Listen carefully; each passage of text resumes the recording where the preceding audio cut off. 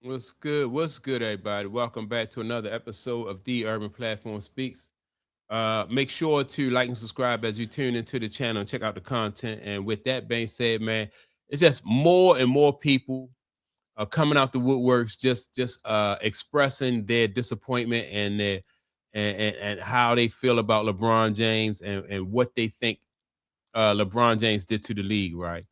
And so I was watching Byron Scott his podcast, and Carlton was on there. What's his name? Alfonso Rivera was on there, and he was just giving his take on basketball, the different eras, and his take on LeBron James and what he think about LeBron James. He went on to say that he thinks that LeBron James ruined, basketball by some of the things that he did, right? And so, like I said earlier in videos, that like LeBron fans, man, the fans are really disappointed, especially Laker fans, right? This guy, and I'm assuming that Alfonso Rivera is, he's in the entertainment business, so I'm assuming that he lives in LA somewhere, right? And they don't play about their Lakers. They have a higher standard, and they know basketball, you know.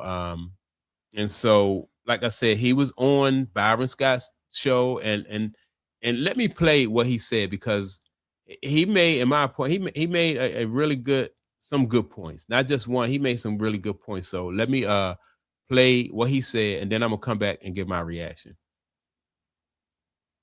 That error would have been the greatest error in the history of basketball. But boy, did they ruin it. Showtime Lakers against Bird. Great storytelling. One coast likes one coast likes the other. One guy is black, the other guy is white. They're both incredible, and we're going after one another. You can like and love and hate. It created story. And see that.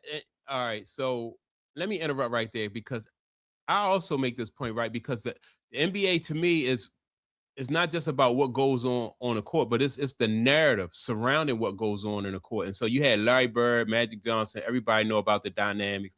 The black guy going against the white guy. You got East Coast, West Coast. You got Showtime Lakers against the blue collar type team, the Boston Celtics. It was just so many different narratives. And that right there, that rivalry really just fueled basketball. That's when those two guys came into the league.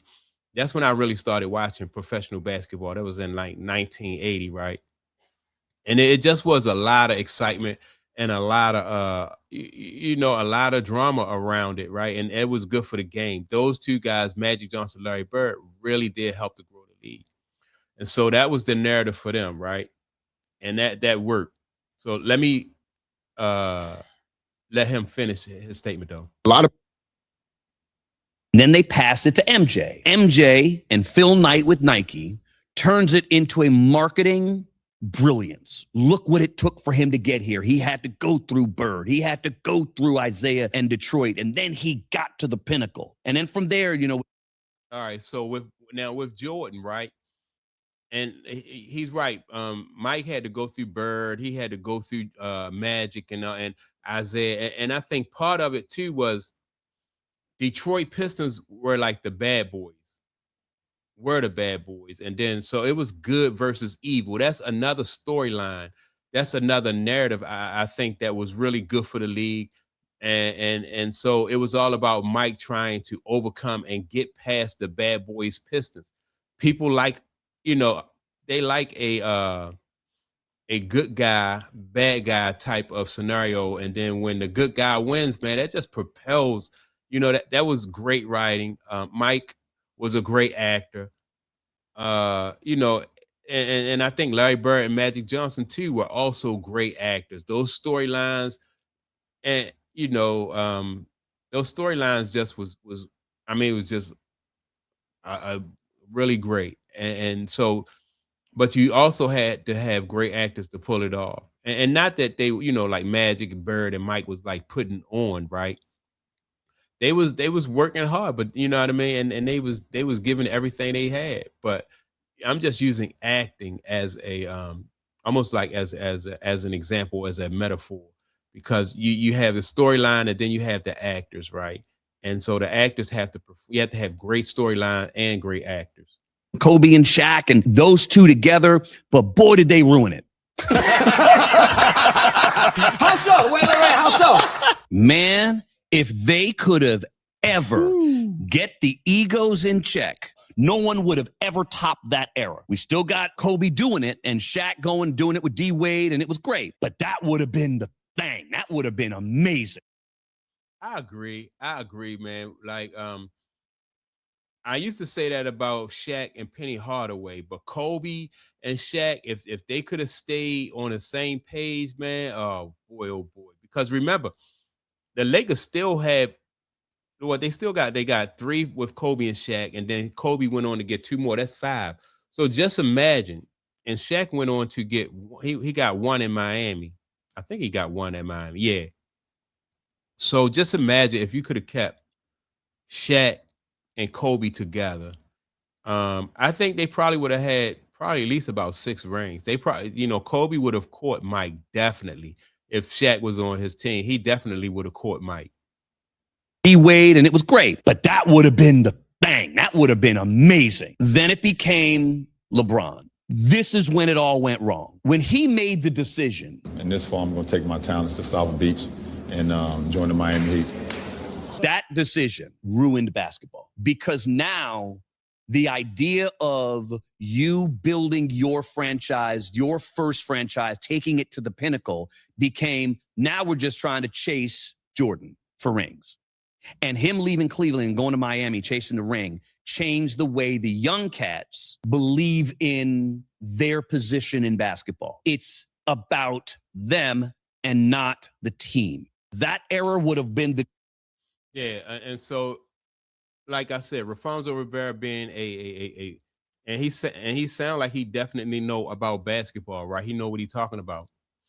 And that's what everybody goes back to his LeBron James' decision to leave Cleveland that first time and go to Miami it was different. I wasn't really a big LeBron. I like LeBron James, but I wasn't really a big LeBron James fan at the time. So I really didn't pay too much attention to it, right? Because I've seen other guys leave. I just seen Kevin Garnett leave from the Minnesota Timberwolves and go to Boston. Right, but it was after Kevin Garnett had put years and years in Minnesota. Also, the same thing with Charles Barkley, right? Charles Barkley, goes from the Philadelphia 76ers, then he goes to, I think, did he go to Phoenix first? Yeah, he went to Phoenix, right? But I don't think that and so players move around.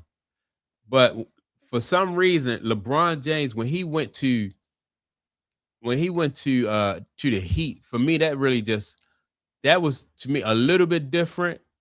And and then when he went back to Cleveland, he tried to put himself into that GOAT argument.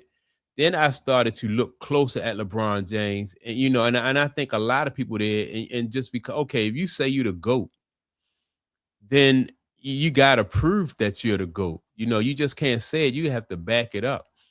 And he never did anything. Once he said that, they won that championship in Cleveland. And he said that's the one that made him the GOAT. And it seemed like after that, he never really, like, once he was out of Cleveland, went to LA, and he was on that GOAT 8 years. He had 8 years to prove that he was really the GOAT, or he was really in that conversation. You just can't make a statement like that and think that people are not going to, they're not going to scrutinize. They're going to look at everything you do, everything they're going to, everything you say. And so ever since he made that comment, man, I think like 10 years, for the last 10 years after he made that comment, he's just been under the microscope. And it's his fault. He's the one who said, that's what made him the GOAT when he won that championship.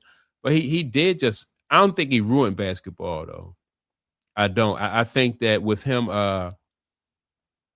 I think he is going to be an example for this next generation coming up of how not to manage your career, right? And so, because it's important for you to, as a professional athlete, to maintain, like, protect your legacy, right? And LeBron James just dropped the ball in so many different ways. He didn't protect his legacy. He fractured his fan base, right? And so he's going to really feel the effects of both of those once he retire. Like his legacy, people, like people are already pushing back on his legacy. They're not going to let him lie about his legacy. Then on top of that, your fan base, that is your bread and butter. After you retire, you need to be able to tap back into your fan base. And his fan base is fractured. He's a guy who is a polarizing figure. So that's going to affect the amount of leverage LeBron James has when he try to go do business deals, or he try to partner up with people. It's going to be, he's going to realize how many different ways that he really cheated himself. He cheated basketball and he cheated the fans. So I agree with what's his name, Alfonso Rivera. LeBron James I don't think he ruined basketball. I think basketball going to be okay. I just think that he just ruined his legacy. Basically, he ruined his legacy, and he's going to feel the effects once he retires, even more. So that's my take on it. Make sure to like and subscribe. Also, don't forget to leave a comment. And with that being said, man, I'm going to check y'all out in the next video. Peace.